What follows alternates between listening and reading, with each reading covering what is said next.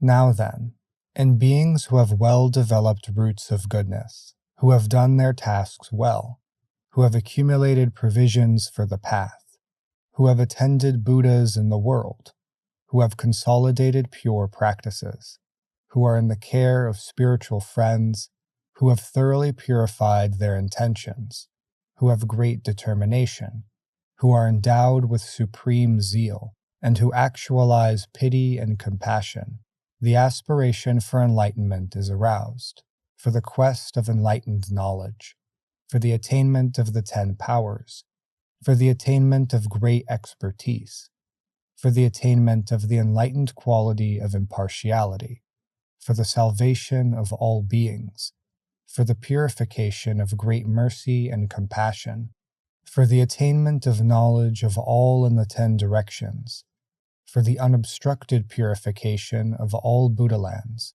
for awareness of past, present, and future in a single instant, and for expertise in turning the wheel of the great teaching.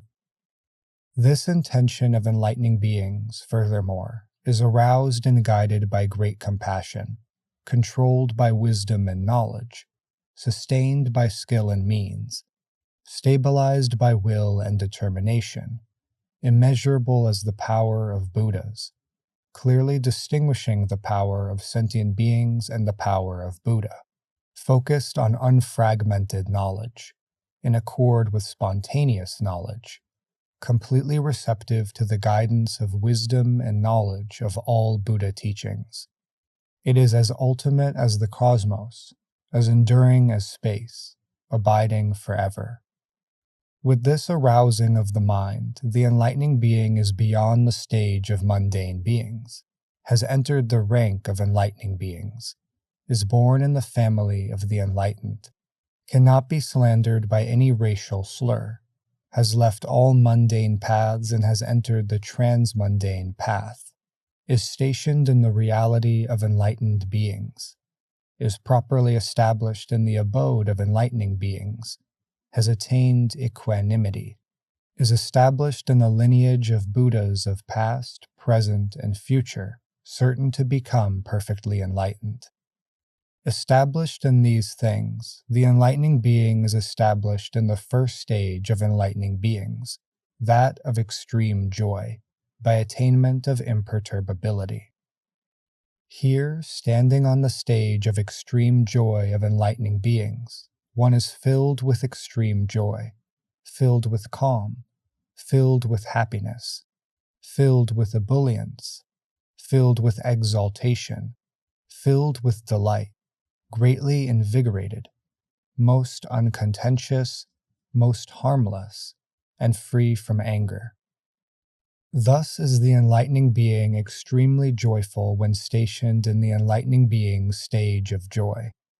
One becomes extremely joyful thinking of the Buddhas, of the Buddha teachings, of the enlightening beings, of the practices of enlightening beings, of the purification of the transcendent ways, of the eminence of the stages of enlightening beings, of the indestructibility of enlightening beings, of the teachings of the Buddhas, and of the ability to benefit beings. And, thinking of the means of entry into the knowledge of all Buddhas, the enlightening being is imbued with extreme joy. Detached am I from all mundane objects. I have entered the vicinity of Buddhahood. I have left behind the stage of infantile ignorance and drawn near to the stage of knowledge. I am cut off from all evil and states of misery. I am a refuge for all beings. I am near to the vision of all Buddhas. I am born in the realm of all Buddhas. I have reached equality to all enlightening beings. Gone from me are all fears and terrors. Thus thinking, the enlightening being gives rise to extreme joy. Why? Because that is what happens to all fears with the enlightening being's attainment of the stage of joy. Fears such as fear of not surviving, fear of ill repute, fear of death, fear of states of misery, fear of intimidation by groups. All these fears leave. Why is that? Inasmuch as the very concept of self is gone, there is no self-love, much less any love for material things. Therefore, there is no fear of not surviving. One does not seek any honor from anyone, but rather thinks one should provide others with sufficient means of subsistence. Therefore, there is no fear of ill repute. And because one has no view of self, one has no concept of self, and therefore no fear of dying. Thinking that when one is dead, one will certainly not be separated from the Buddhas and enlightening beings, one therefore has no fear of states of misery. Thinking that there is no aspiration in any world equal to, much less greater than, one's own aspiration for enlightenment, there is no fear of intimidation by groups. Thus, all fears and terrors are removed. Furthermore, the enlightening being, due to having made great compassion foremost, strives all the more with an indestructible, extraordinary will for the fulfillment of all roots of goodness, by mastery of perfect faith, by purity of intention, by wealth of true understanding, by having developed mercy and compassion, by having attained great kindness, by indefatigability of mind, by adornment with conscience, by attainment of joy and tolerance, by honor and respect for the teachings of the completely enlightened, by tireless collection of roots of goodness night and day, by service to good spiritual friends, by enjoyment of true teaching, by insatiable search for learning, by correct contemplation of the teachings as they are heard, by mental non-attachment, by absence of craving for gain, honor, or fame, by absence of desire for goods, by tireless production of a jewel-like mind, by seeking the stage of omniscience, by concentration on the powers, expertise, and unique Buddha qualities of all enlightened ones, by unattached seeking of the transcendent ways, by abandonment of all deception and dishonesty, by acting in accord with one's words, by constant preservation of truthful speech, by not allowing the family of the enlightened to die out, by not abandoning the teachings of enlightening beings, by mountain-like imperturbability of mind, by discerning knowledge of all mundane doings, by attainment of the transmundane path of relinquishment, by constant seeking of the supreme ultimate. Imbued with these ways of purifying the stages, enlightening beings are well established in the stage of extreme joy. Once established in this stage, enlightening beings undertake great vows, great resolutions, great undertakings such as the following. They undertake a first great vow to make offerings to each and every Buddha in the best of forms, with the highest purity of faith, as extensively as the cosmos, to the furthest reaches of space throughout all time. They undertake a second great vow to maintain the eye of the teachings spoken by all Buddhas, to associate with all Buddhas and enlightening beings, to preserve the teachings of all complete Buddhas, to take in all truths, to the extent of the cosmos, to the furthest reaches of space, throughout all time without ceasing, in all eons for as many Buddhas as appear in the world.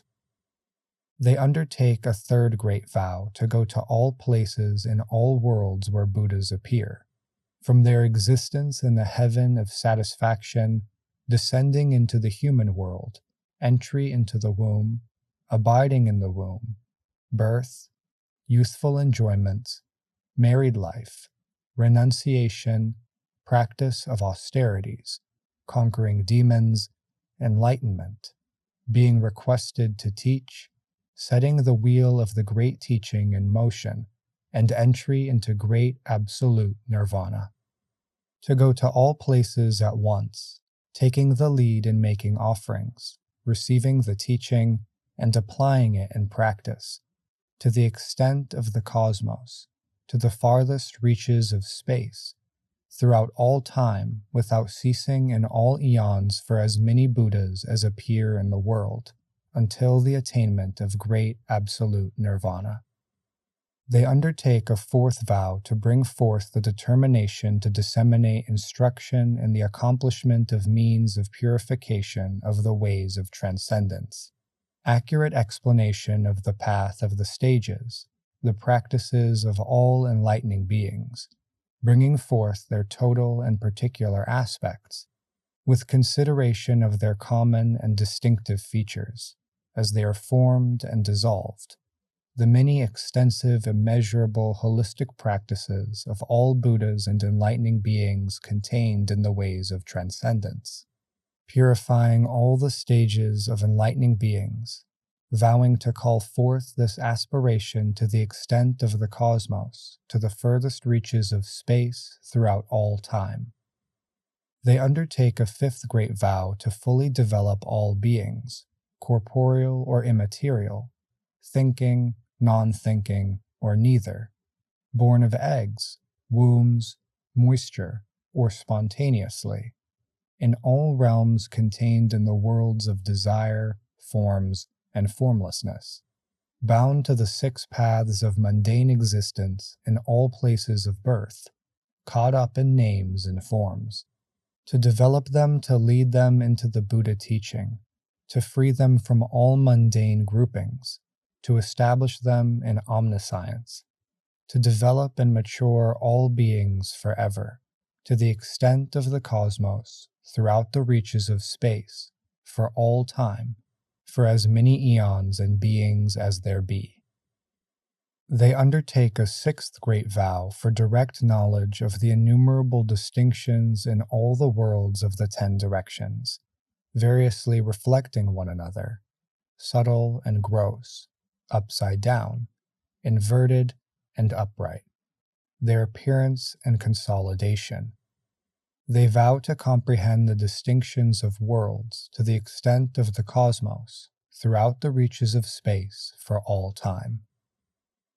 They undertake a seventh great vow to show all beings the purification of all lands in one land, and one land in all lands, the adornment of innumerable Buddha lands with arrays of light, entering into the supreme realm of Buddhas from which all afflictions are removed, completely purified and filled with wise beings, showing this to all beings to please them in accord with their mentalities, vowing to thoroughly purify all Buddha lands, to the extent of the cosmos, to the farthest reaches of space, throughout all time, unceasing for as many eons in Buddha lands as there may be. They undertake an eighth great vow, to work with the same one determination as all enlightening beings, to build up roots of goodness without opposition, to be equally focused on the same one object as all enlightening beings, to be in concert with all enlightening beings, to manifest appearances of Buddha as desired, to attain the knowledge of the powers of the enlightened at will, to attain ever-present mystic knowledge, to travel to all worlds, to appear in the circles of all Buddhas, to adapt to all situations, to attain realization of the inconceivable great vehicle, to continue to carry out the practices of enlightening beings, vowing to enter the great vehicle, to the extent of the cosmos, to the furthest reaches of space, throughout all time, unceasing for as many eons in practices as there may be. They undertake a ninth great vow to carry out the practice of enlightening beings, riding on the wheel that never rolls backward, by means of fruitful words, thoughts, and deeds, so that those who see them will surely realize Buddhahood, those who hear what they say will attain knowledge, and so that those who have pure faith will be freed from afflictions. They vow to attain a state like a master physician, to attain embodiment of magical fulfillment of aspirations, to carry out the practices of enlightening beings as extensively as the cosmos, to the farthest reaches of space, throughout all time, unceasing for as many eons and as many practices as there be, that their deeds not be in vain. They undertake a 10th great vow, to awaken completely to unexcelled perfect enlightenment in all worlds, to show at every point, without leaving one place, birth, leaving home, transfiguration, austere practice, conquering demons, sitting at the pinnacle of enlightenment, turning the wheel of the teaching, and final absolute nirvana. To attain the knowledge of power of the vast realm of Buddhahood, and in each instant show all sentient beings the emergence of a Buddha in accordance with their mentalities, so that they may attain enlightenment and perfect peace. To universally realize the nirvana of all phenomena by one perfect enlightenment. To please all beings according to their mentalities with a single utterance. To show great ultimate nirvana without cutting off the power of practice. To show the construction of all teachings of the stages of great knowledge. To pervade all worlds by the mystic power of the knowledge of truth and the mystic knowledge of illusoriness, vowing to bring forth great knowledge to the extent of the cosmos, to the farthest reaches of space, throughout all time, never ceasing for all eons, for all true enlightenments. Thus, having brought to the fore such great aspirations, great purposes, great undertakings, through 10 great vows, enlightening beings stationed in the stage of extreme joy undertake countless consummate vows, which they undertake in 10 ultimate terms.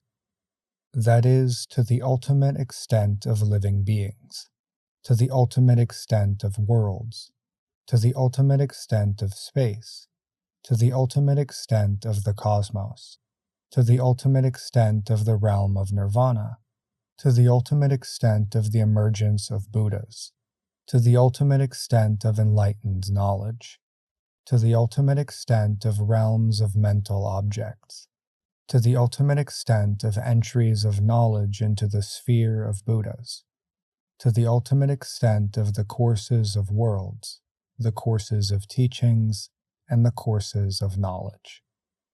Enlightening beings vow that their undertakings shall be coterminous with living beings, worlds, space, the cosmos, nirvana, the emergence of Buddhas, enlightened knowledge, mental objects, entries of knowledge into the sphere of Buddhas, the courses of worlds, the courses of teachings, and the courses of knowledge.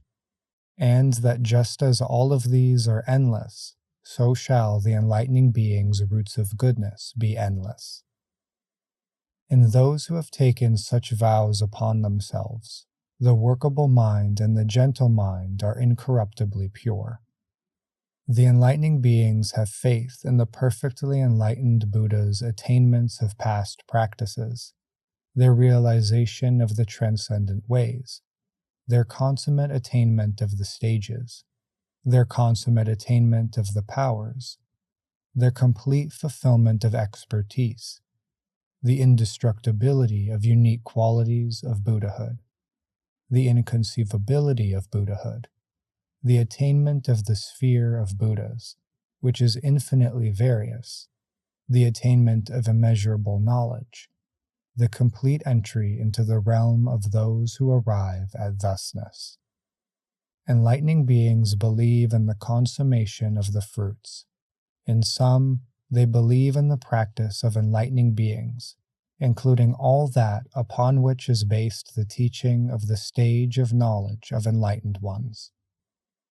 Furthermore, it occurs to the enlightening beings that these qualities of Buddhahood are so profound, so detached, so peaceful, so empty, so signless, so desireless, so undefiled, so vast, so immeasurable, so supreme, so hard to approach.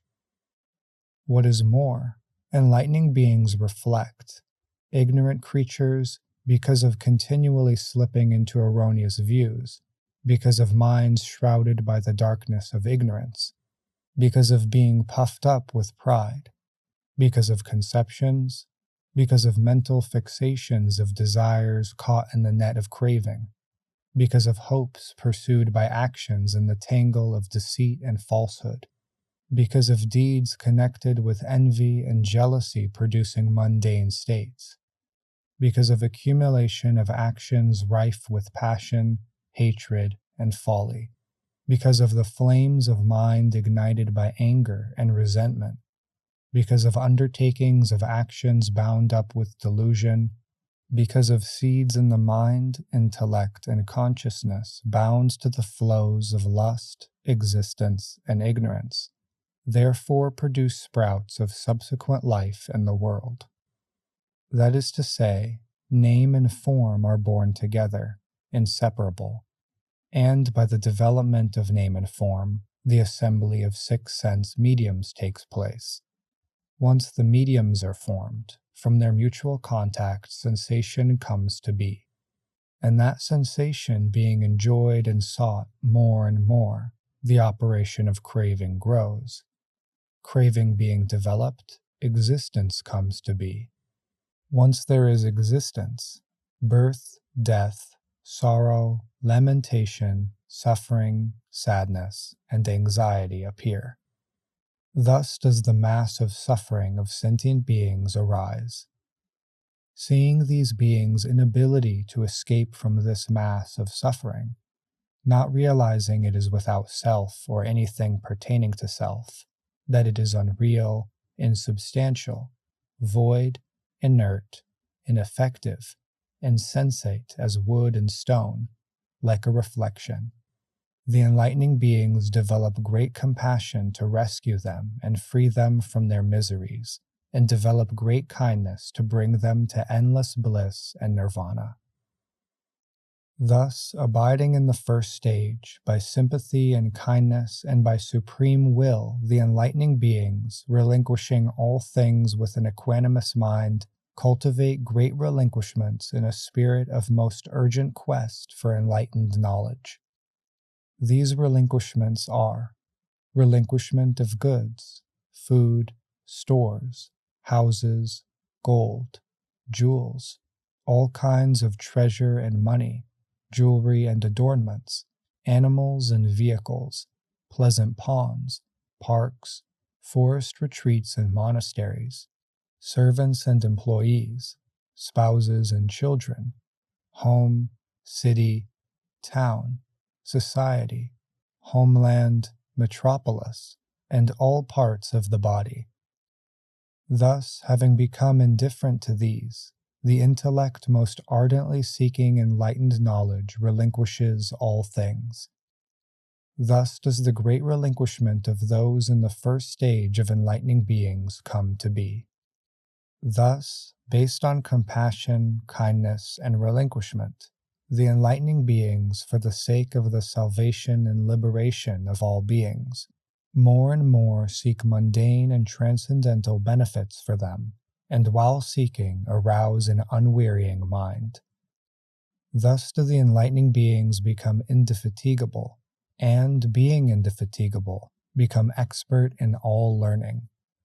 Thus, in possession of learning, by intelligent consideration of what should and should not be done, the enlightening beings arrive at what is variously appropriate for inferior, mediocre, and superior beings, according to their power and endowments, thus attaining knowledge of the world and humanity.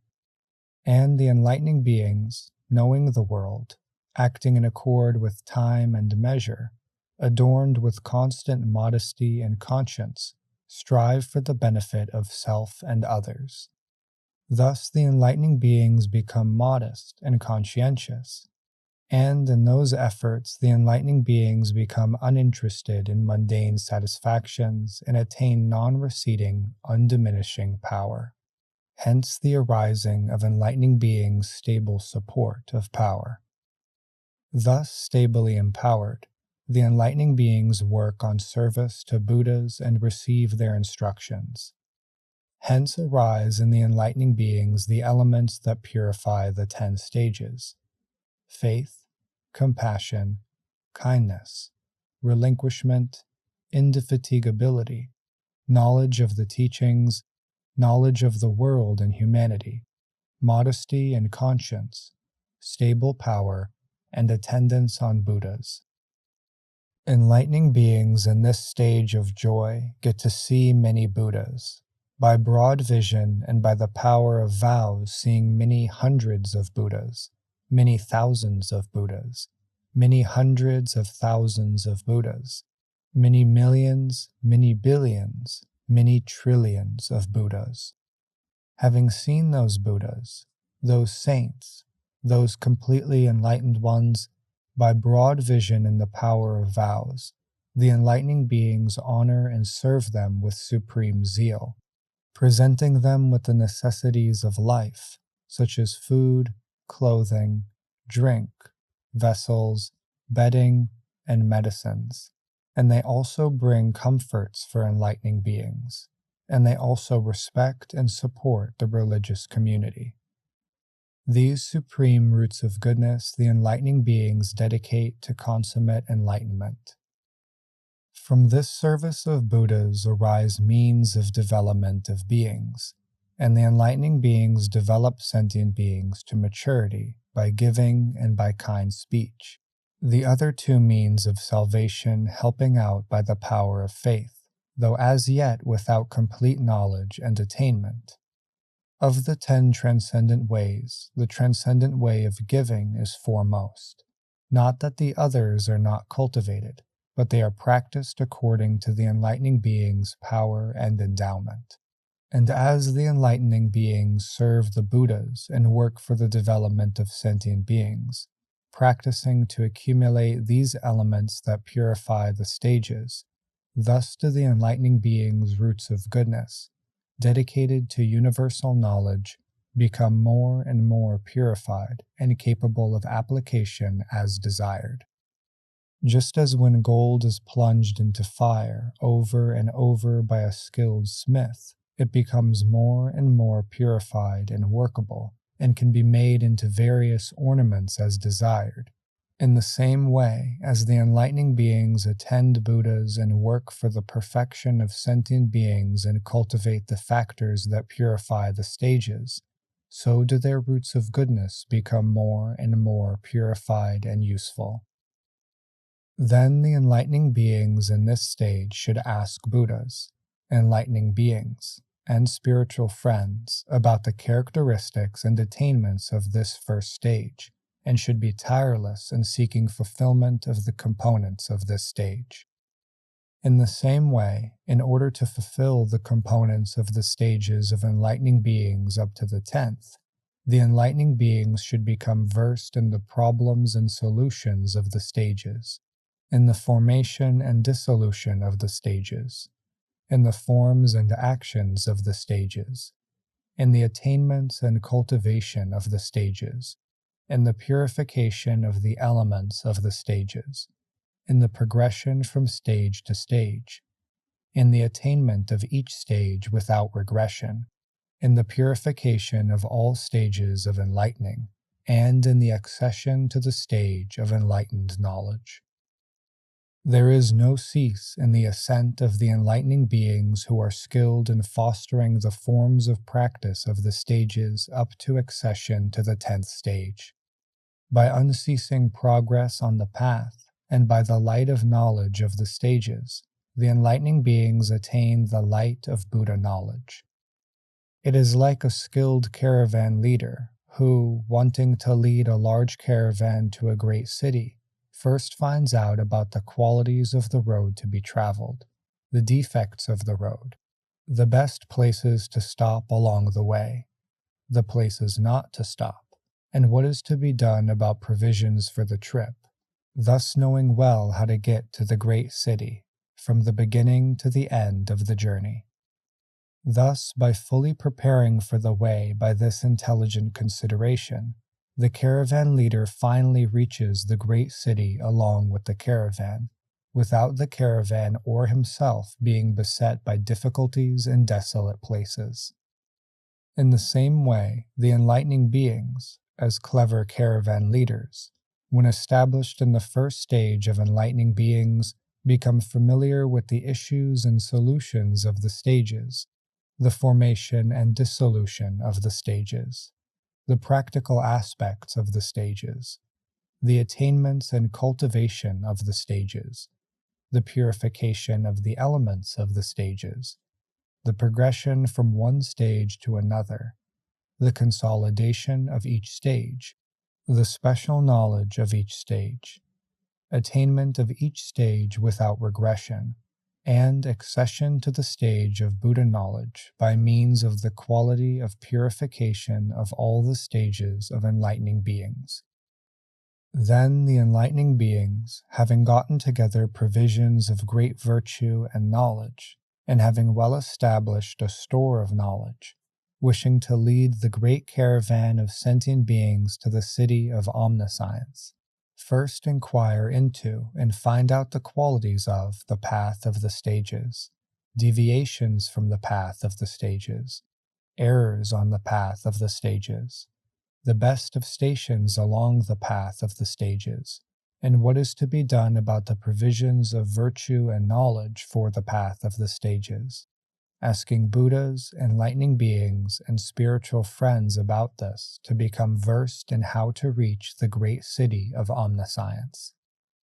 Thus, by intelligent consideration of the way before proceeding, and by thus fully preparing provisions of virtue and knowledge, the enlightening beings lead the great caravan of sentient beings according to their maturity across the wasteland of the mundane world to the great city of omniscience, without either the caravan or the enlightening beings being beset by the ills of the wasteland.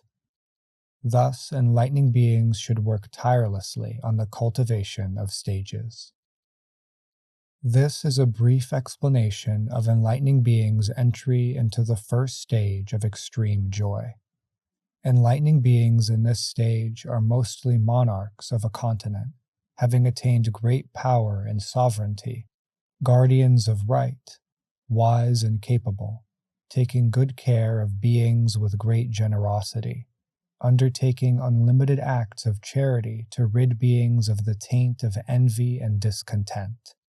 And whatever acts the enlightening beings undertake, whether by giving, or by kind speech, or by beneficial action, or by cooperation, those acts are never apart from thoughts of Buddha, of the teaching, of the community, of enlightening beings, of the practices of enlightening beings, of the transcendent ways, of the stages, of the expertise and unique qualities of Buddhas, of omniscience complete in all respects. To what purpose? To become the best of beings, unexcelled leaders and guides, and ultimately omniscient refuges. Those who seek to be thus undertake the appropriate effort, by which they give up all comforts and go forth in conformity with the teaching of Buddha. Having gone forth, enlightening beings instantly attain 100 concentrations and see 100 Buddhas and acknowledge their power. They stir 100 worlds, go to 100 lands, illumine 100 worlds, mature 100 beings, live for 100 eons, penetrate 100 eons past and future, contemplate 100 teachings, and manifest 100 bodies, each body manifesting a company of 100 enlightening beings. Then enlightening beings with superior power of commitment, by the quality of excellence of vows, transform their bodies, auras, mystic powers, vision, spheres of operation, voices, conduct, adornments, power, resolutions, and performances in countless ways. Then Diamond Matrix spoke these verses explaining the meaning of this stage. Having accumulated pure qualities and attained virtues, done service, following enlightened kindness and compassion, Embodying supreme faith and pure goodwill, they produce an incomparable mind for enlightened knowledge. Intent on the power, purification, and energy of the all-knowing Buddhas to attain the state of the victorious and save the world, the supreme will arises to develop great compassion, turn the wheel of the teaching, and purify the Buddha lands. To know all times in an instant without discriminating thought, to clarify good timing in the world and its variety, seeking, in short, all the qualities of the guides, this noble mind, immeasurable as space, is born. Commanded by wisdom, led by compassion, endowed with skill and means, pure in resolution and intent, measureless in power, unobstructed, direct, not relying on another's guidance. Knowledge of the supreme mind equal to the enlightened. With the birth of this mind jewel of enlightening beings, one transcends the sphere of the ignorant and reaches the sphere of Buddhas, is born in the family of the enlightened, impeccable, gone to equality with Buddhas, certain of highest enlightenment. Once one produces this mind, one attains this stage, the will immovable as a mountain, joyful and happy, serene, resolute, and forceful, with a buoyant mind, nonviolent, harmless, free from anger, modest and respectful, with superior honesty, self-controlled. One remembers the immeasurable knowledge that saves the world and becomes joyful in anticipation of that state. When one attains this stage, 5 fears depart: not being able to make a living, dying, reputation, misery, fear of groups. Thus fear is gone. Why? Because there is no attachment to self. Those free from fear and full of compassion and kindness, with faith, respect, and modesty, rich in virtues, practicing good day and night, seek the teaching for the sake of truth, and not for enjoyment of mundane desires. Considering well the teachings they have heard with unattached minds, their will for enlightenment directed without desire for gain, seeking knowledge and power, the purifying teachings of Buddhas, they work on the ways of transcendence, free from delusion and conceit. Acting in accord with their words, steadfast in truthful speech, they do not sully the family of Buddhas, carrying out the study of enlightenment. Detached from mundane doings, wishing to benefit the world, tireless in good works, they climb ever higher. Thus seeking the truth, intent on the quest for virtue, they undertake the vow to behold the Buddhas. To preserve the true teaching and approach the seers, they undertake the vows of those whose acts are supreme. To develop beings and purify the Buddha land, to populate their land with enlightening beings, with unity of purpose, not in vain, they seek enlightenment everywhere. They undertake many such vows, which are infinitely extensive, enduring as space, beings, time, the nature of things, nirvana, the world, the emergence of Buddhas, and the ground of knowledge. They will their vows to last as long as there are mental objects and access to knowledge, endless in the world as long as it operates.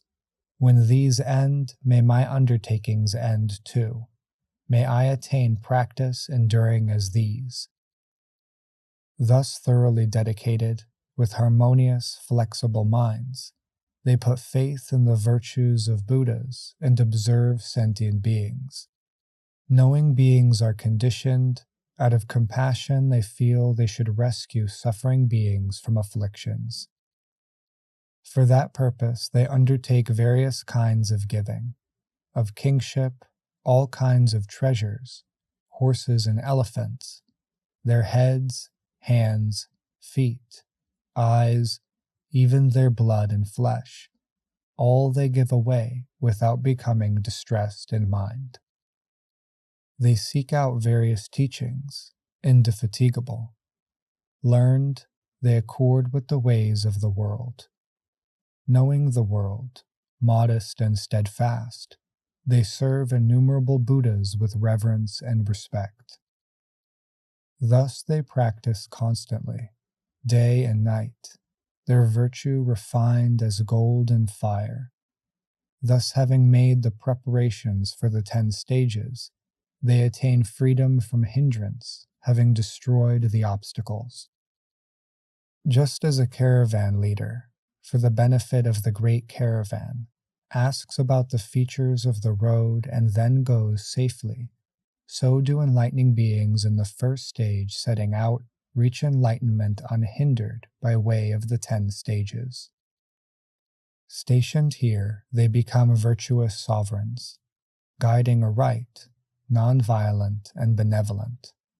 Leaders of the whole continent, they bring all people to relinquishment and the highest Buddha knowledge. Having boldly abandoned rulership in search of truth, they betake themselves to Buddha's teaching and begin to practice it. Attaining 100 concentrations and seeing 100 Buddhas, they shake 100 lands and travel as illuminators. They purify 100 beings, seek out 100 doors of truth, and penetrate 100 eons, manifesting 100 bodies.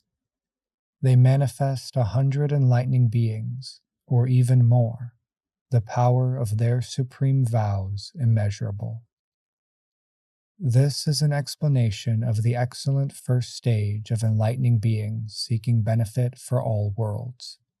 Such is the first stage of enlightening beings, which is called extreme joy.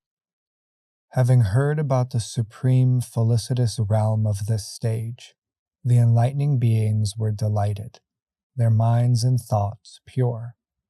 Getting up from their seats and rising into the air, they scattered flowers all around, uttering words of praise. Excellent diamond matrix, replete with great wisdom and expertise, you have explained well this stage practiced by enlightening beings. The assembly pure in mind, Moon of Liberation asks to hear about the next highest, second stage. How should the mind be directed to see the second stage? Speak forth, O wise one, the enlightening beings desire to hear. The enlightening being Diamond Matrix said, the enlightening beings who have successfully accomplished the requirements of the first stage and seek the second stage should activate 10 mental dispositions: honesty, gentleness, capability, docility, tranquility, goodness, non-defilement, non-attachment, broad-mindedness, and magnanimity. When these 10 dispositions are operative, one is established in the second stage of enlightening beings, the stage of purity. Enlightening beings in the stage of purity naturally become imbued with 10 virtuous ways of acting. They avoid taking life. They abandon weapons and hostility. They have conscience and sympathy and are compassionate and kind to all living beings, wishing for their welfare. They do not harm living beings even in their fantasies, much less injure other beings by gross physical harm with the conception of beings as such. The enlightening beings also abandon taking what is not given. They are satisfied with what they have and do not desire others' possessions. Thinking of things that belong to others as belonging to others, they do not give rise to any intention to steal, and do not take even so much as a blade of grass or a leaf that is not given to them, much less take the necessities of life from others. The enlightening beings also abandon sexual misconduct. They are satisfied with their own spouses and do not desire the spouses of others. They do not give rise to desire for others' spouses, much less have sexual intercourse with them. The enlightening beings also abandon false speech, speaking truthfully, according to what is so, in a manner appropriate to the time, and acting accordingly. Even in dreams they do not speak falsehood with the intention to deceive by concealing what they see, believe, wish, intend, or desire. They do not tell lies even in dreams, much less consciously. The enlightening beings also abandon malicious talk and are not divisive or annoying to sentient beings. They do not gossip or tell tales here and there to cause division. They do not break up those who are together or increase the division of those already split. They do not enjoy disunion, do not delight in separation, and do not speak words that cause division, whether they are true or not. The enlightening beings also abandon coarse speech and give up speech that is out of place, crude, dirty, harsh to others, openly or covertly annoying to others, vulgar, worldly or impure, unpleasant to hear, provocative, irritating, outrageous, displeasing, disagreeable, unpleasant, destructive to self or others. Having given up such speech, the enlightening beings speak words that are unabrasive and gentle, agreeable, sweet, causing pleasure, delightful, beneficial, pure, pleasant to the ears, congenial, likable, elegant and clear, understandable, worth hearing, not mixed up, desirable to many people, liked by many people, pleasing to many people, agreeable to many people, enlightening, beneficial and pleasurable to all beings, mentally uplifting, purifying self and others. The enlightening beings also abandon useless speech. They speak prudently, in accord with time, truthfully, meaningfully, rightly, logically, instructively. They speak words with content, carefully considering and guarding their speech, in accord with the occasion, in well-regulated order, reflecting even before telling a joke, and never, of course, chattering at random.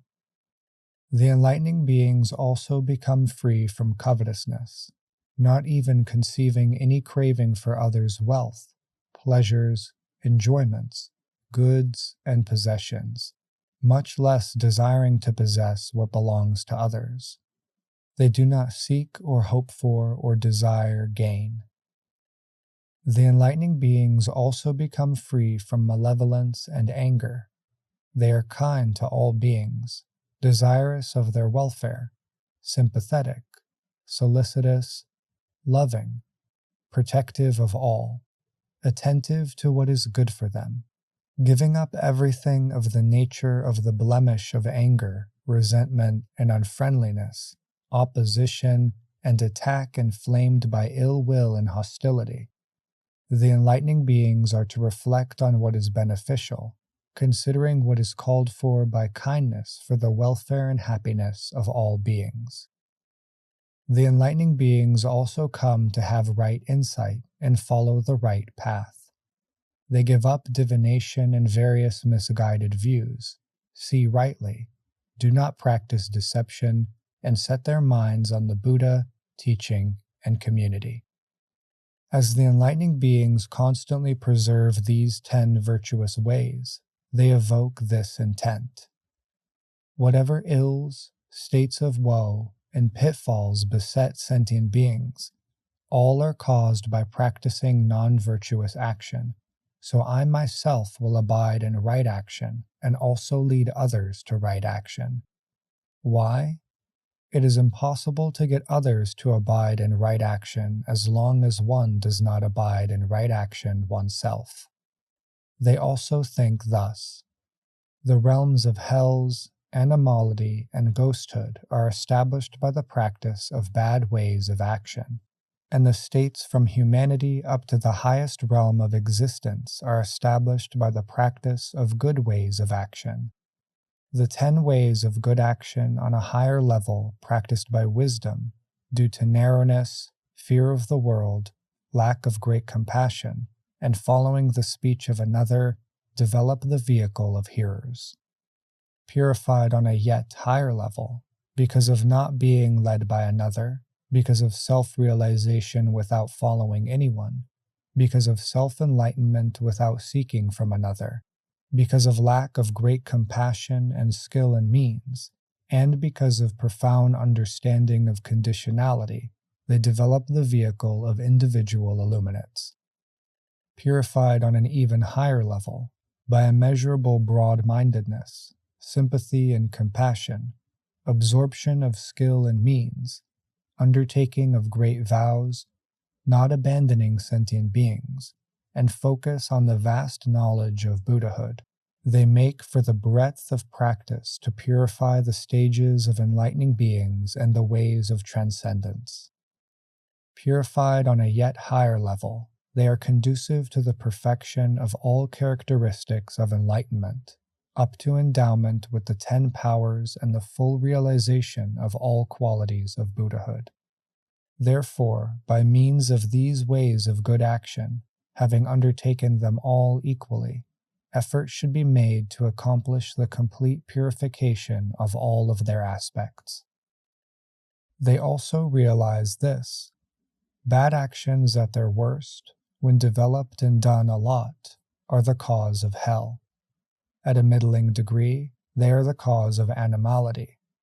At their least, they are the cause of the underworld. Taking life leads to hell, to animality, to the underworld. But if one is born human, it brings about 2 consequences: a short life and much sickness. Stealing leads to hell, to animality, to the underworld. But if one is born human, it brings about 2 consequences: material poverty and common possession of property. Sexual misconduct leads to hell, to animality, to the underworld. But if one is born human, it brings about 2 consequences: an unruly society and an unfaithful spouse. Lying leads to hell, to animality, to the underworld. But if one is born human, it brings on 2 consequences: much slander and unreliability. Divisive talk leads to hell, to animality, to the underworld. But if one is born human, it brings about 2 consequences: a broken home and a wretched family. Harsh talk leads to hell, to animality, to the underworld. But if one is born human, it brings about 2 consequences: hearing what is displeasing and argumentativeness. Confused, senseless talk leads to hell, to animality, to the underworld. But if one is born human, it brings about 2 consequences: one's words will not be believed, and one's speech will be unclear. Covetousness leads to hell, to animality, to the underworld.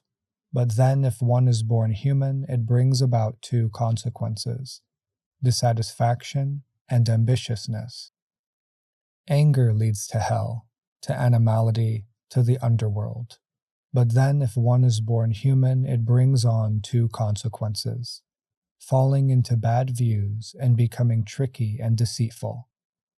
Thus, these 10 bad ways of action tend to be the formation of an immeasurably great mass of misery. So let us leave behind these 10 bad ways of action and enjoy the delights of the garden of righteousness. Having abandoned these 10 bad ways of action, they live by the 10 good ways of action, and also lead others to them.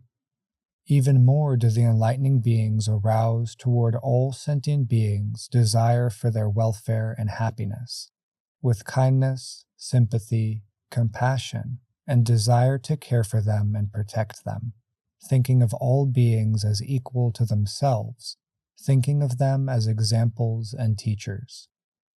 This is what the enlightening beings think. Alas, these beings have fallen into wrong views. Their thinking and disposition of mind is wrong. Traveling on erroneous paths, in the midst of entanglements, they should be set by us on the true way, the road of right insight, in accord with reality.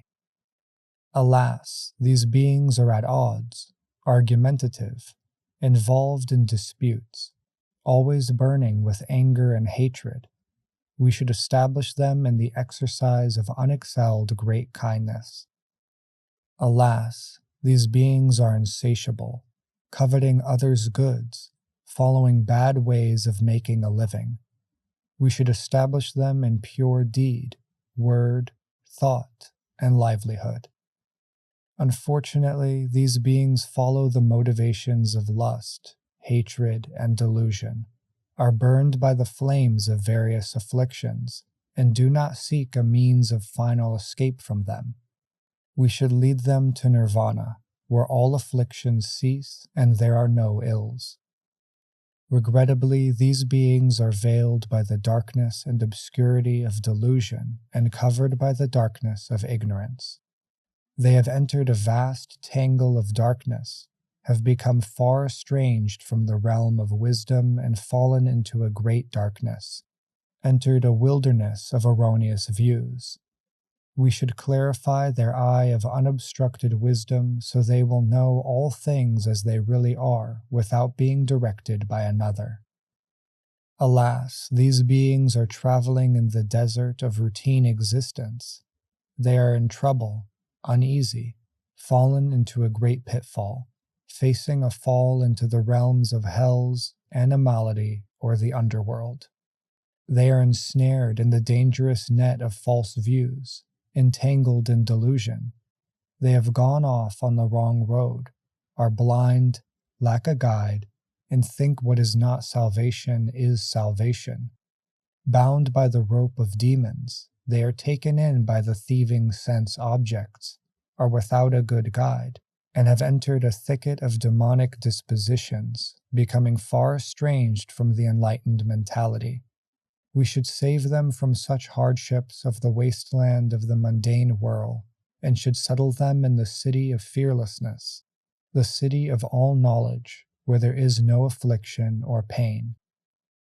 These beings, unfortunately, are sunk in the waves of great torrents, plunged into the flows of desire, existence, ignorance, and views, swept along by the current of the mundane whirl, fallen into the river of craving, into a great rapids, unable to see objectively, going along the creepers of thoughts of lust, malice, and viciousness, caught by the demon of the view of real existence of the body, plunged into the swirling abyss of desire, into the midst of passion for enjoyment, cast up on the land of self-conceit, rotten inside with misconduct and bad behavior, unable to escape the danger of the village of the six senses, without anyone to rescue them, without a savior or protector, without a refuge.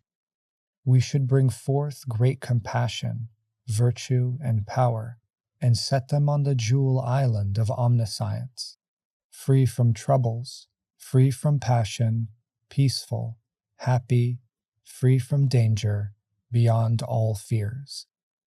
These beings are unfortunately locked up in much suffering, sadness, and irritation, in bonds of love and hate, like and dislike, in sadness and grief, in the fetters of craving, in the tangles of illusion, deceit, and ignorance, in the prison of the triple world. We should lead them to nirvana, detached from the triple world, the city of fearlessness, where all suffering ceases, free from obstruction. Alas, these beings are attached to self and possessions, unable to get out of clinging to the elements of body and mind, acting according to delusions, dwelling in the desolate village of the senses, attacked by the vipers of physical constituents, besieged by the murderous bandits of the body-mind clusters, experiencing immeasurable pain. We should bring them to supreme bliss, free from all attachments, that is, to nirvana void of all obstructions. It is a pity that the aspirations of these beings are base and narrow, and they lack the will for highest omniscience. Even if they want to escape, they think of the vehicles of those aiming for individual enlightenment and liberation alone. We should set them in the unexcelled great vehicle of universal salvation in accord with focus on the great resolution for supreme Buddhahood and the perspicacity of omniscience. Thus, many Buddhas come within the range of perception of the enlightening beings who are in accord with the sustaining power of morality, who have skillfully activated sympathy, compassion, and kindness, who are unsolicited good friends to all beings, who have not abandoned sentient beings, who skillfully accomplish what is to be done, who are stationed in the enlightening being's stage of purity, by the enlightening being's great vision and willpower. The enlightening beings perceive enormously many Buddhas, many hundreds, thousands, millions, billions, trillions of Buddhas, by their tremendous vision and the power of their vows. Having seen those Buddhas, they honor and pay respect and homage to them with lofty intent, and provide them with the necessities: clothing, food and drink, bedding, and medicine. They also provide comforts for enlightening beings and pay respect to the religious community. They dedicate these roots of goodness to unexcelled, perfect enlightenment. Also, they attend those Buddhas and respectfully learn from them the 10 ways of virtuous action, and never forget them as they have learned them. Over countless eons rid of the defilements of envy and bad behavior, they therefore attain purity of generosity and morality. Just as gold becomes more and more free from all impurities when put in vitriol, so do enlightening beings in this stage of purity, by virtue of riddance of the impurities of envy and bad behavior, accomplish purity of generosity and morality. Among the 4 means of salvation, kind speech is paramount in them. Among the 10 transcendent ways, morality is paramount. This does not mean they do not practice the rest. They do so as best they can, as is appropriate. This is a brief explanation of the second stage of enlightening beings, the stage of purity. Many of the enlightening beings in this stage are sovereigns, lords of 4 continents and masters of the law, competent, powerful, able to rid beings of the impurities of bad behavior, to set them on the 10 paths of virtuous conduct. Whatever acts the enlightening beings undertake, whether by way of giving, or kind speech, or beneficial action, or cooperation, all of it is done with no other thoughts in mind but thoughts of the Buddha, the teaching, the community, enlightening beings, the practices of enlightening beings, the ways of transcendence, the stages, the powers, the expertises, the unique qualities of Buddhas, and all aspects of omniscience. Why? To become the best of beings, unexcelled leaders and guides, and ultimately omniscient refuges. Those who seek to be thus undertake the appropriate effort, by which they give up all comforts and go forth into the teaching of Buddha.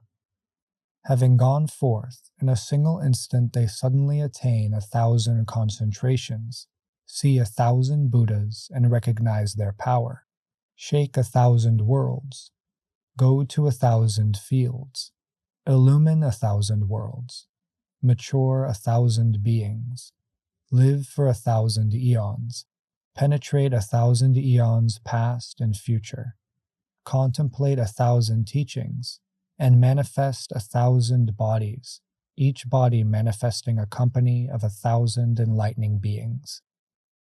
Then enlightening beings with superior power of commitment, by the quality of excellence of vows, transform their bodies, auras, mystic powers, vision, spheres of operation, voices, conduct, adornments, power, resolutions, and performances in countless ways.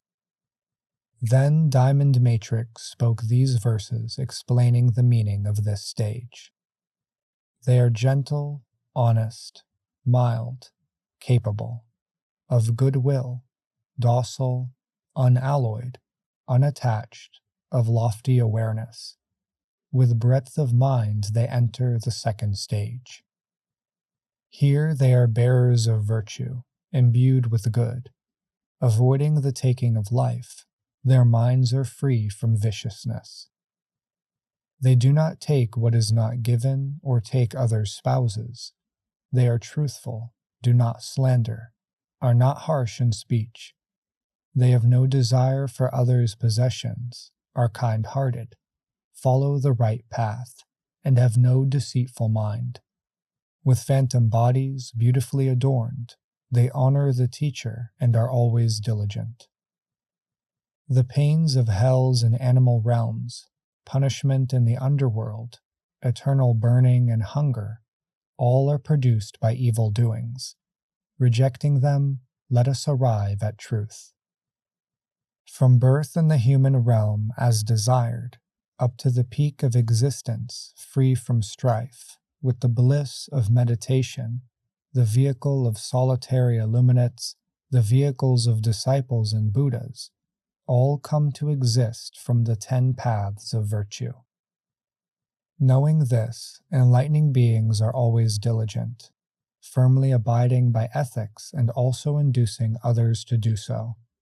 Furthermore, imbued with compassion, knowing beings are suffering, they give rise to sympathy.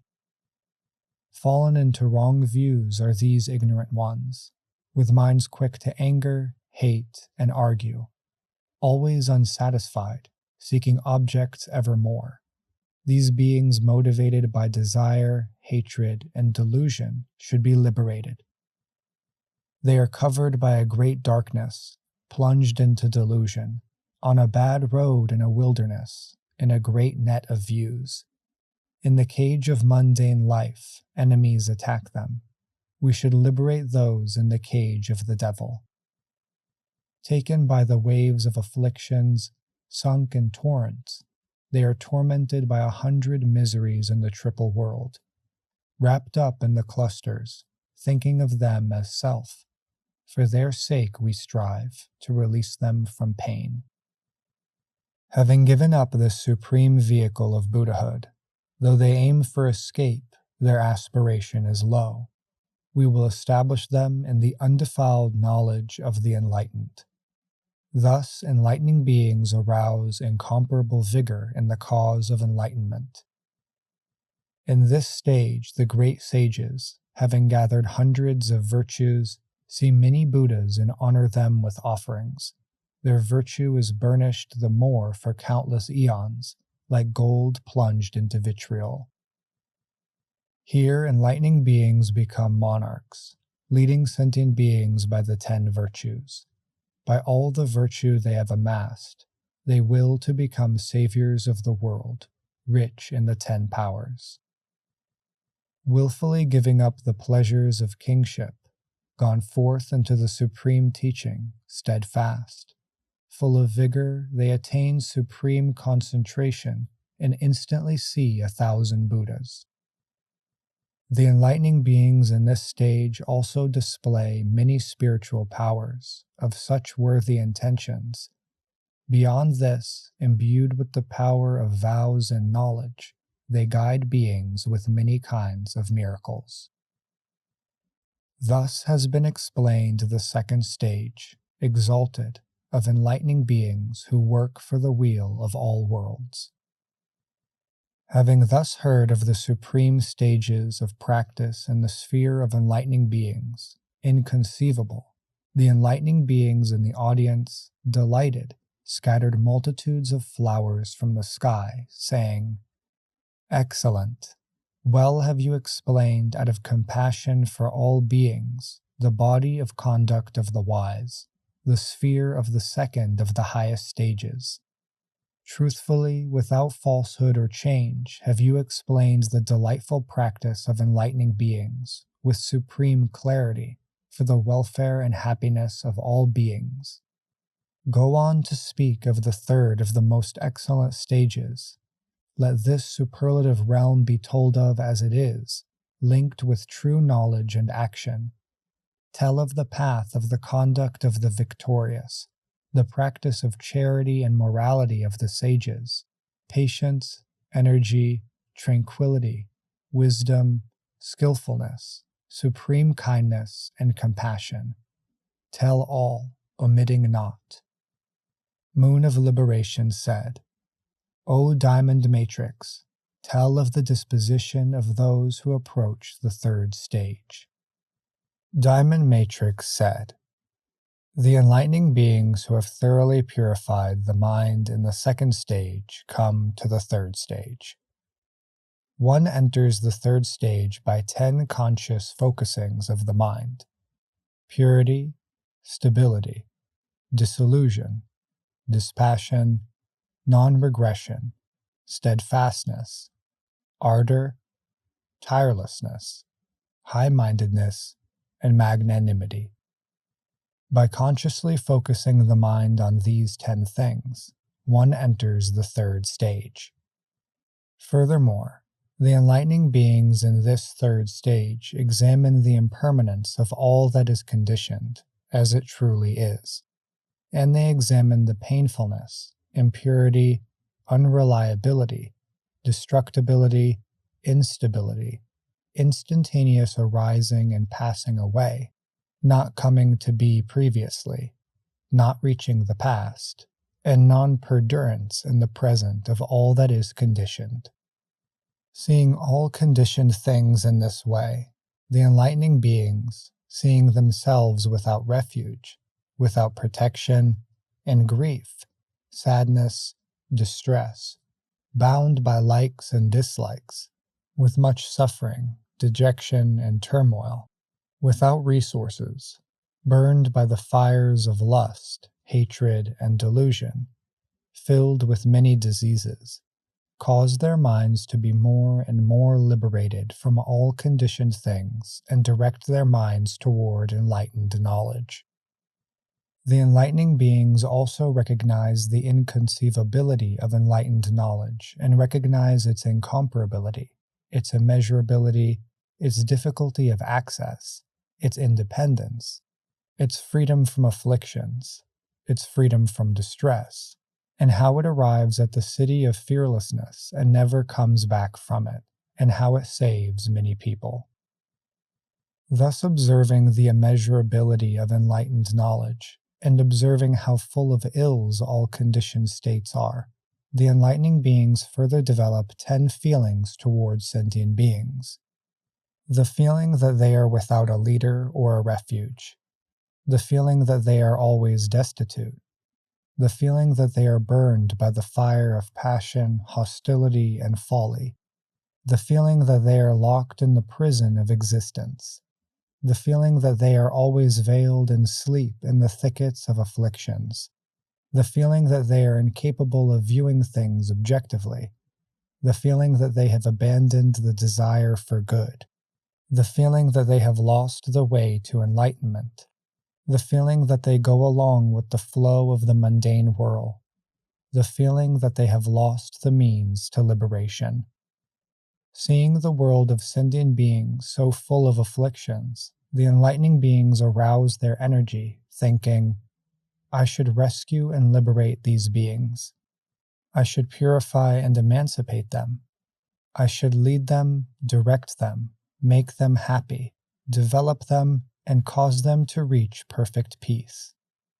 Thus disillusioned with all conditioned things, considerate toward all sentient beings, seeing the benefit in omniscience, taking refuge in enlightened knowledge, dedicated to the salvation of all beings, the enlightening beings reflect thus. By what means can these beings, fallen as they are into so much misery, be lifted out of it and established in the ultimate bliss of nirvana, and be caused to attain freedom from doubt about all things. It occurs to these enlightening beings. The means to do this is nowhere else but in the realm of knowledge of unobstructed liberation, and the knowledge of unobstructed liberation is nowhere else but in awareness of all things as they are.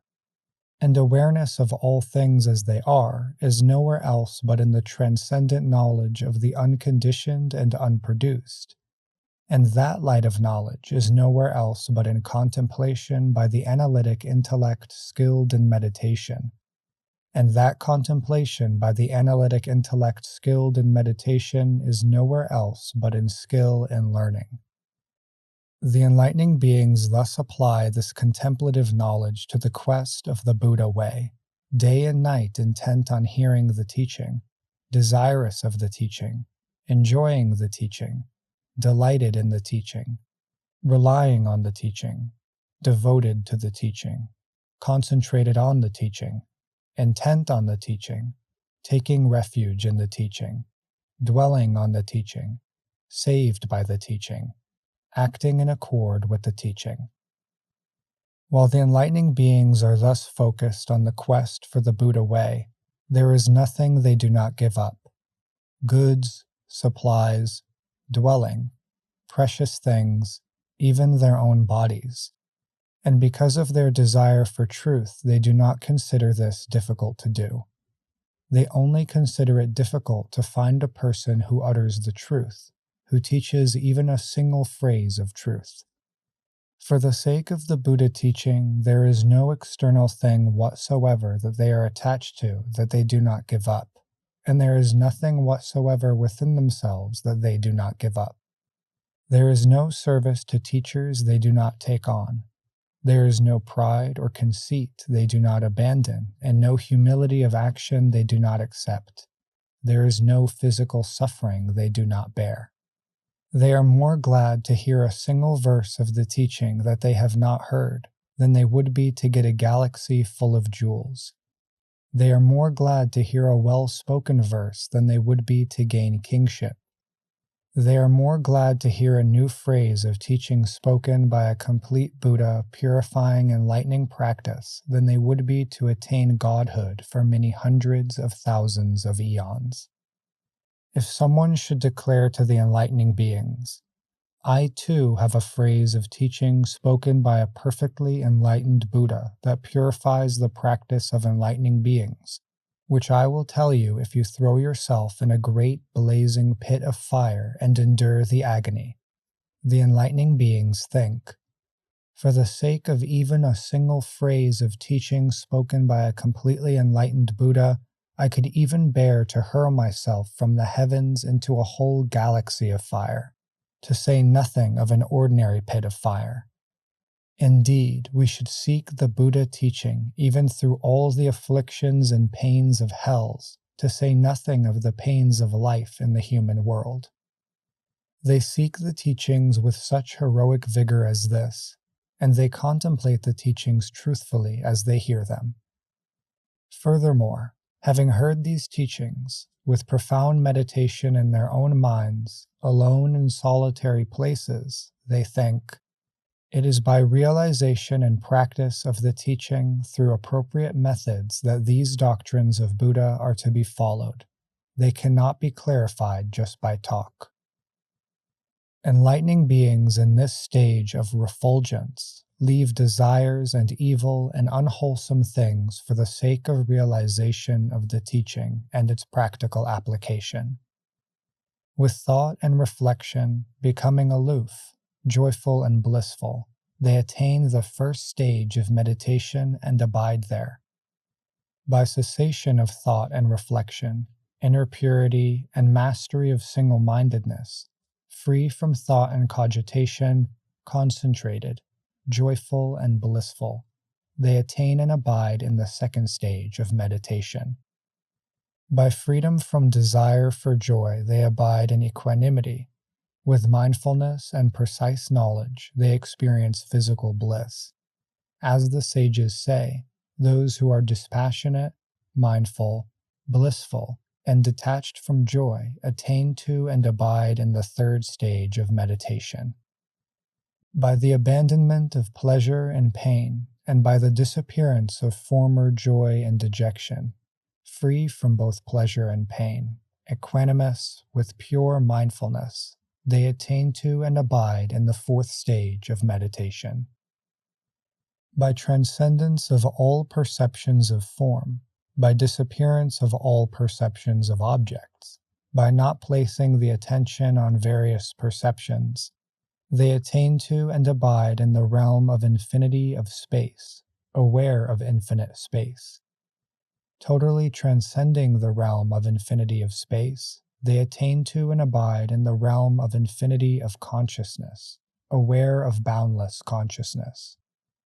By totally transcending the realm of infinity of consciousness, they attain to and abide in the realm of nothingness, aware of the absence of anything at all. Totally transcending the realm of nothingness, they attain to and abide in the realm of neither perception nor non-perception. This is done on a basis not of enjoyment, but only for the purpose of accomplishment of practical application of the teaching. With minds imbued with kindness, broad-minded, magnanimous, non-dualistic, immeasurable, free from hostility and enmity, unobstructed, unafflicted, extending everywhere, they travel to the farthest reaches of the cosmos, reaching all worlds throughout space.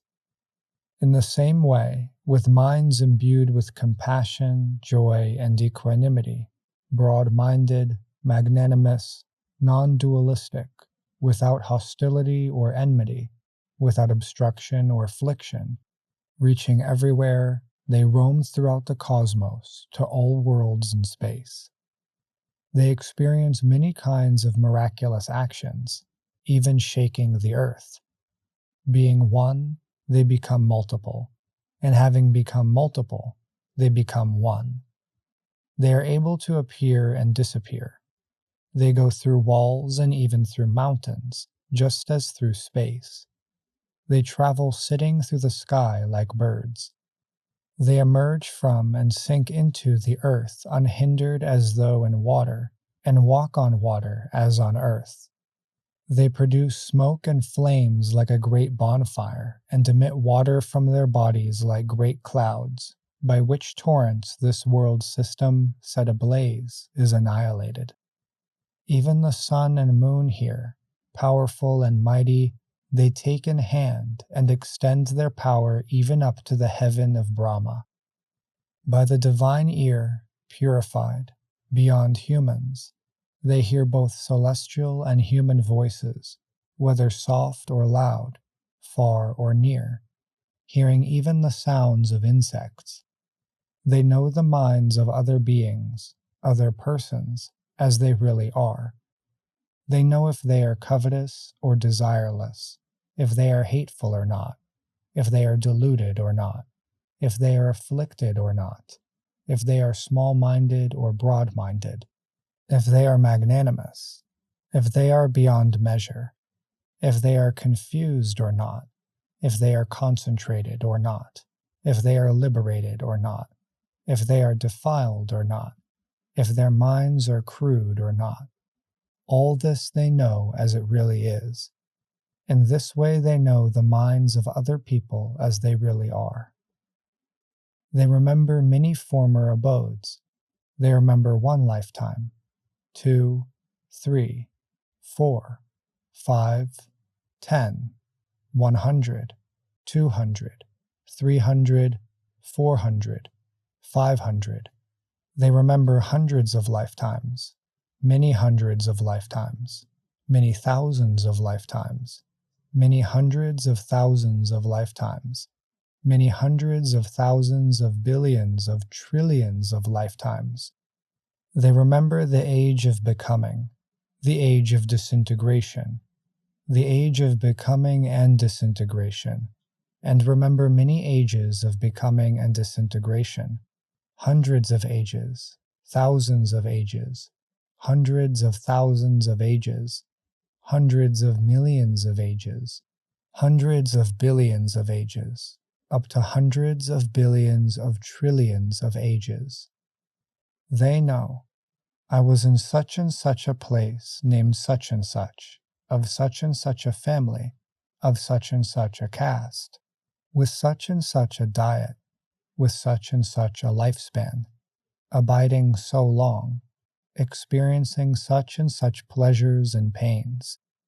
I died there and was born here, died here and was born there. They know many kinds of former abodes, including their characteristics, appearances, and speech there. With the divine eye purified, beyond that of humans, they see beings, dying, being born, of good character, of bad character, in good states, in bad states, inferior, superior, following the force of their deeds. They know beings as they truly are. These beings are badly behaved in thought, word, and deed. They slander the sages.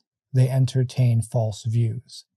Owing to the pursuit of actions based on false views, by that cause, that condition, after the disintegration of the body and death, they fall into states of woe and are born in hells. These other beings are virtuous in thought, word, and deed. They do not slander the sages. They see rightly.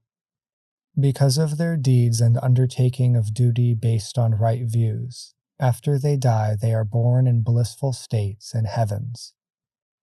Thus, by the divine eye, purified, beyond that of humans, they see beings, their characteristics, appearances, and speech, dying, being born, of good and bad appearance and character, in good or bad states, inferior and superior, according to their deeds. They know them as they truly are. They enter and arise from these meditations, liberations, concentrations, and attainments, without being born by their force. If they see somewhere where the elements of enlightenment may be fulfilled, they are purposely born there by willpower, because such is the mental consistency of enlightening beings, having accomplished skill and means. The enlightening beings in this stage of refulgence see many Buddhas by great vision and the power of will. They see many hundreds of Buddhas, many hundreds of thousands, millions, billions, trillions of Buddhas by great vision and willpower.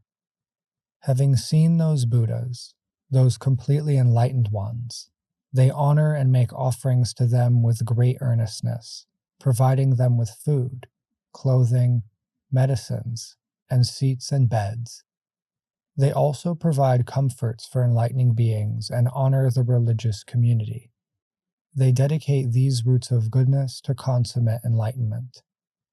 They also attend those Buddhas, respectfully listen to their teachings, take up and maintain the teachings, cause them to be repeated, and apply and practice them according to their ability. They observe the absence of process and non-extinction and conditionality of all things. All their bonds of desire become weaker, all their bonds to form, all their bonds to existence, all their bonds of ignorance become weaker, and their bonds caused by views have already been removed. Wrong desires are gone from the enlightening beings in the stage of refulgence because of countless eons of non-accumulation, and so are wrong hatred and misguided delusions because they do not produce or accumulate them. Their roots of goodness become clarified, purified, and useful.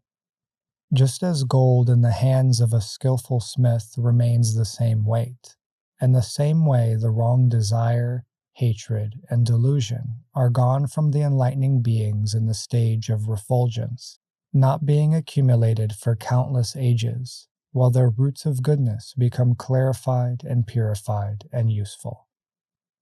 Furthermore, their patience and gentleness are purified, as well as their friendliness, freedom from anger, imperturbability, calmness, freedom from pride and self-abasement, freedom from desire to be honored, freedom from desire for reward for what they do, honesty, and non-entanglement. All these are purified.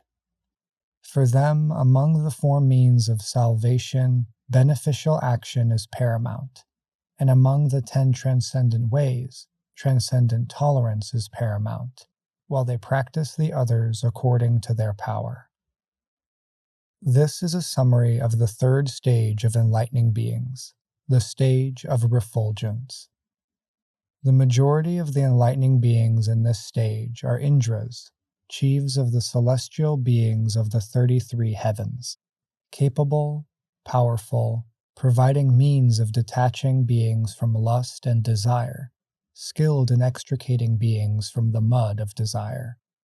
Whatever the enlightening beings do, whether by charity, kind speech, beneficial action, or cooperation, their thoughts are always fixed on Buddha, the teaching, the community, enlightening beings, the practices of enlightening beings, the transcendent ways, the stages, the expertises and unique qualities of Buddhas, including complete omniscience. To what purpose? To become the best of beings, unexcelled leaders and guides, and ultimately omniscient refuges. Those who seek to be thus undertake the appropriate effort by which they instantly attain 100,000 concentrations, see 100,000 Buddhas and recognize their power, shake 100,000 worlds, go to 100,000 lands, illumine 100,000 worlds, mature 100,000 beings, live for 100,000 eons, penetrate 100,000 eons past and future, contemplate 100,000 teachings, and manifest 100,000 bodies, each body accompanied by 100,000 enlightening beings. Then enlightening beings with the power of vows perform, by the excellence of their vows, countless transformations of their bodies, auras, mystic powers, vision, spheres of operation, voices, conduct, adornments, power, resolutions, and performances. Then Diamond Matrix spoke these verses explaining the meaning of this stage. With pure minds, full of virtue, keen of mind, dispassionate and unregressing, steadfast, ardent, firm, energetic, magnanimous, they enter the third stage. In the third stage, refulgence, they contemplate the principle of suffering, impermanence, impurity, dissolution, evanescence, momentariness, inefficiency, and absence of coming and going of all that is conditioned. They see the conditioned as sickness, accompanied by grief and lament, affliction, bounded by attraction and aversion, an abode of suffering and unhappiness, like blazing fire, all this endlessly arising together. Disillusioned with all states of being, unattached, single-mindedly seeking enlightened knowledge, they see the knowledge of Buddhas as inconceivable, unthinkable, incomparable, free from affliction. Seeing Buddha knowledge free from all ills, they pity those who are helpless, forever destitute, burned by the fires of passion and folly, minds bound by 100 miseries and hellish existences. They undertake steadfast effort to save those veiled in afflictions, those who are without insight, who have little will, who are deprived of the jewel of the way of enlightenment, following the flow of the mundane whirl, afraid of liberation. Seeking knowledge, unattached, acting for the sake of the world, they consider how the liberation of the world may be caused. It is nowhere but in the unobstructed knowledge of the enlightened, and the endless knowledge of Buddhas is born of wisdom. Reflecting that wisdom comes from learning, enlightening beings strive diligently as learners, day and night in the cause of learning, doing nothing else. They seek the truth as the ultimate goal. Collections of jewels and pearls, beloved relatives, sovereignty, endless kinds of cities and fine abodes, spouses and children, agreeable companions, all they relinquish without attachment for the sake of truth.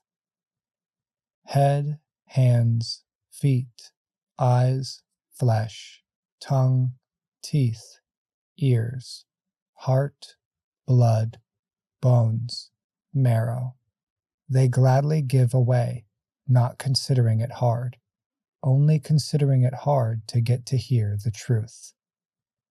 If someone should tell them he would give a jewel of the Buddha's teaching to anyone who would jump into a blazing fire, they would jump in without anxiety.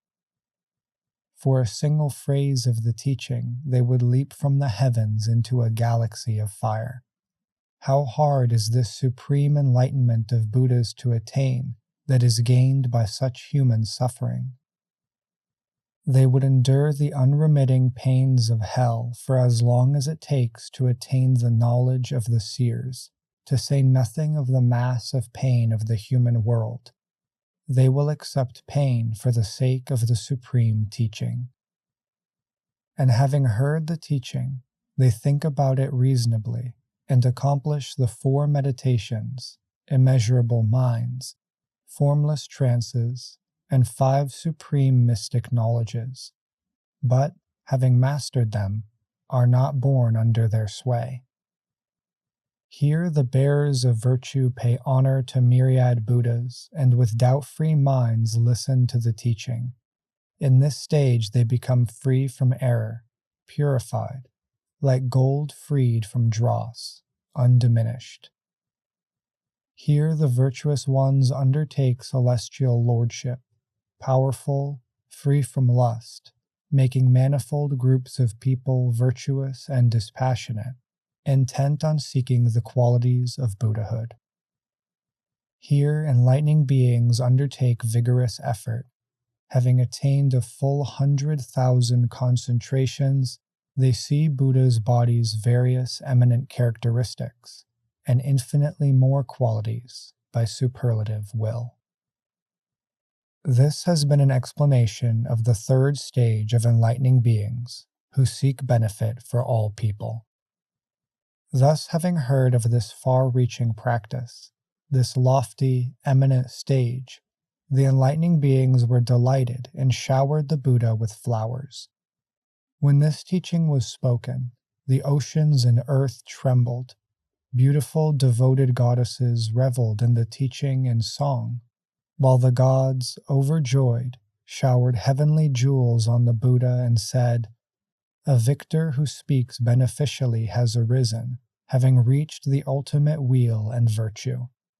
We have now heard of the superlative way, the supreme conduct of enlightening beings, the stage of the wise, which is hard to get to hear of even in 100 eons.